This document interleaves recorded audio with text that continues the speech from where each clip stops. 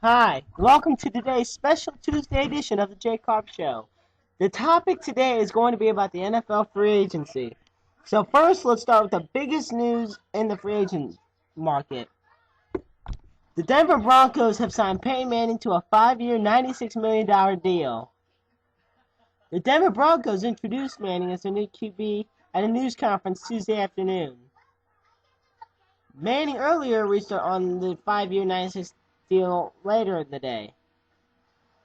He said to insider Adam Schefter, quote, "I am very excited to begin the next chapter of my playing career with the Denver Broncos. I have work to do.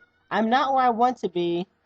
I want to be where I was before I was injured. There is a lot of work to do to get where we want to be from a health standpoint." He will wear number 18, which had been retired by the team for the Broncos. He will be paid $20 million in both 2013 and 14 seasons if he passes the team physical, to be given 10 days before the start of the 2013 league year. There is an injury waiver covering Manning's surgically repaired neck. If he re-injures the neck during the 2013 season, the Broncos will not have to pay his 2014 salary. He is scheduled to make $19 million in both 2015 and 16, but must pass a physical before each league year. The schedule to make $19 million is a pretty good deal for a quarterback of his age and health standpoint. I'm also a fan of that injury waiver clause. Now, as you all can guess it, Tebow time is over. Tebow mania is over. At least as far as Denver's concerned. Now they're trying to find teams that are interested in the quarterback. Now, come on. We all saw this coming. Who would you rather go with? A 35-year-old with 4 neck surgeries or a religious savior with a 48% completion percentage? Yeah, we're going with the 35-year-old 4 neck surgery guy. At least I would, but that's just me. Now, the teams interested in him include Jaguars, Packers, Dolphins, and Jets. Now, for today's quick hits segment, we will go through some of the other big moves made around the NFL. First, I'm just going to run down through some of the 10 big stories, and then I'm going to go over some more of them and then actually grade my opinion, give grades on these free agent moves. First, the Raiders linebacker Cameron Wimbley, former Raiders linebacker Cameron Wimbley, agreed to a 5-year, $35 million deal with the Titans. Ex-Broncos tight end Daniel Fells goes to the Patriots for 3 years, $5.25 million, and $2 million guaranteed. Running back Mike Tolbert agrees to a 4-year deal with Carolina. Mario Manningham has signed a 2-year deal with San Francisco. Peyton Hillis has signed a 1-year, $3 million deal with Kansas City. Seahawks signed QB Matt Flynn, 3 years, $26 million, surprisingly, for a guy who played 2 games, with $10 million guaranteed. Mario Williams gets a 6-year, $100 million deal, $50 million of it's guaranteed.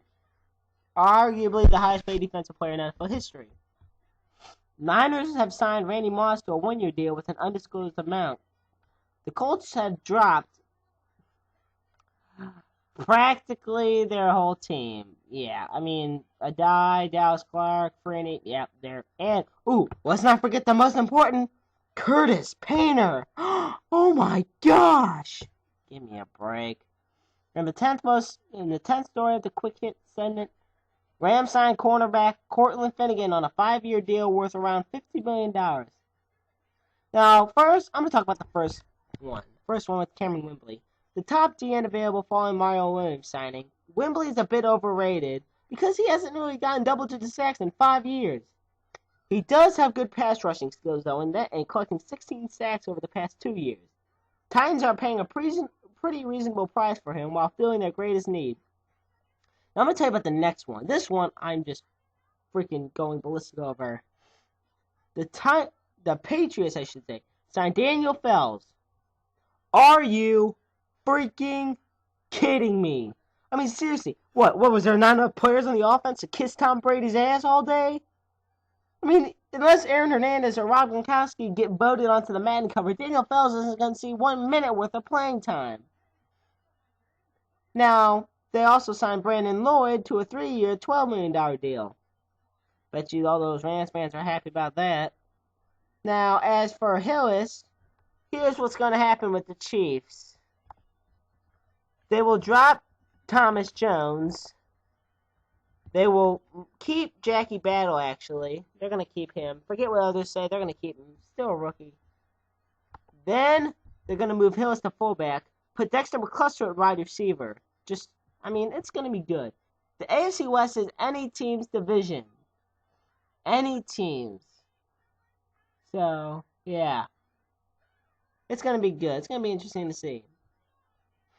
So rather than play for a 15th season away from Pittsburgh, a tearful Hines Ward today retired and secured a legacy unmatched in the franchise Pittsburgh Steelers' long history. He holds every significant receiving record, including receptions, yards, and touchdowns. His 1,000 career catches rank 8th all-time, and he is one of 2 players with at least 1,000 receptions and 2 Super Bowl rings. Now, I'm going to go and start grading some of these moves. I'm going to give the Mario Williams move a B-, and here's why. I'm not a huge fan, but, come on. Williams seems great now, but think about it. Guess what? Guess how the Redskins fans felt when Daniel Snyder signed Albert Haynesworth. This is why successful NFL teams build through the draft and not free agency. I don't hate it because it's going to be big for the Bills organization.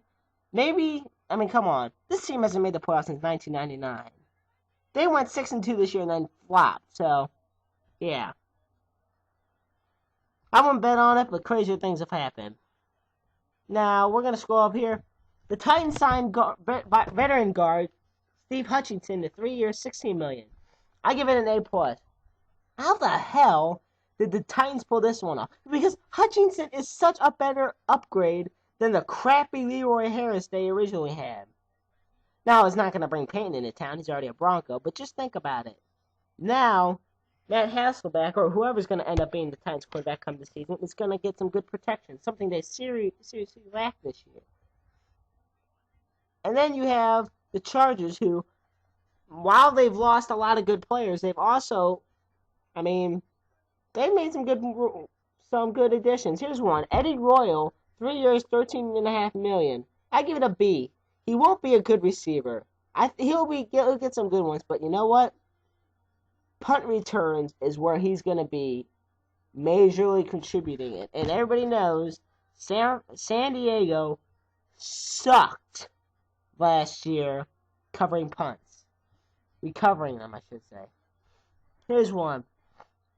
Redskins signed Ron Bartell, 1 year, $3 million. It's a good contract because Ron Bartell he was a Ram player. So, the key word when it comes from the Rams is injuries. Because the Rams had the most decimated roster in the whole NFL. Now, if Bartell hasn't recovered from his brutal neck injuries, then Oakland can just part ways. It's just $3 million. It's not much at all. Now, the Falcons re-signed John Abraham to 3 years, $21 million, which is good because, honestly, their defense wasn't that great this year. Now, here's some other ones. These are more of the recent ones. Dolphins signed David Garrard, 1 year. This better not be for a lot. If it's for a lot of money, then the Dolphins have cemented themselves as dumbasses. You are not going to... come on, think about it. They're not going to get Manning. They don't have Manning. They don't have Flynn. So they need to get at least Alex Smith or try somebody. But think about it. They botched their offseason right now. They need to make sure Garrard's a backup and get somebody else, preferably in the draft, that'll be a good quarterback. Because Garrard sure as hell ain't it. You know what? Put David Garrard at running back. He can run. He can run a lot better than they ran last year.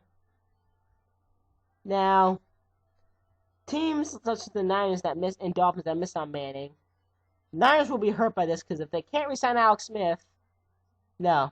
See, because Alex Smith is mad because the Niners really went far to pick up Manning, and which failed.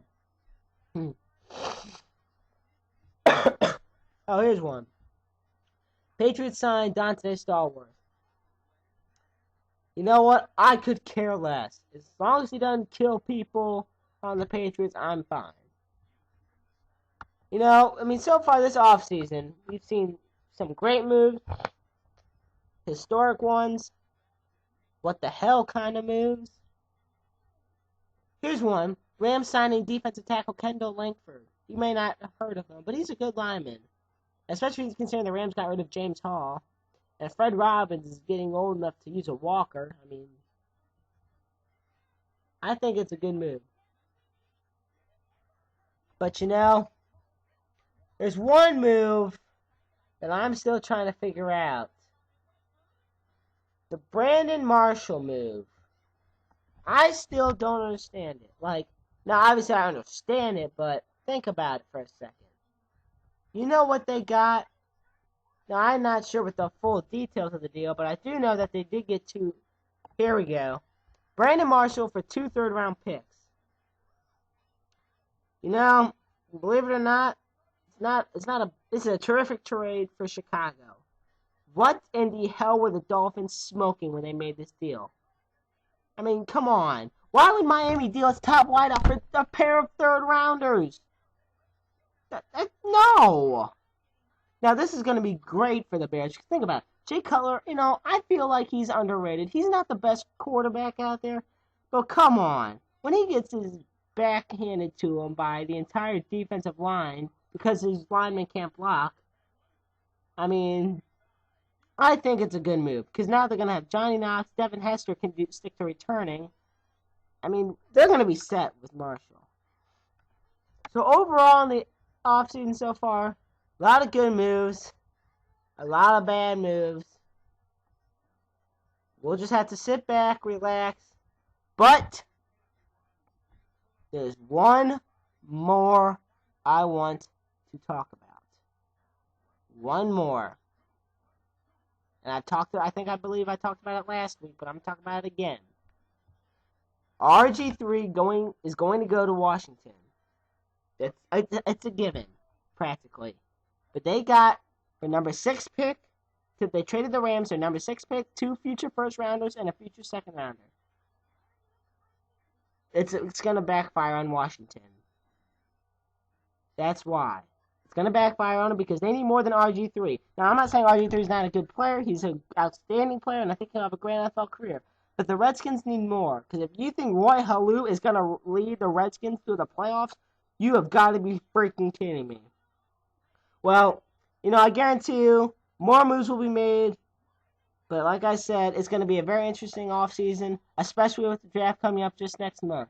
Thank you all for tuning in to this episode of the J-Karp Show, and I will see you next time.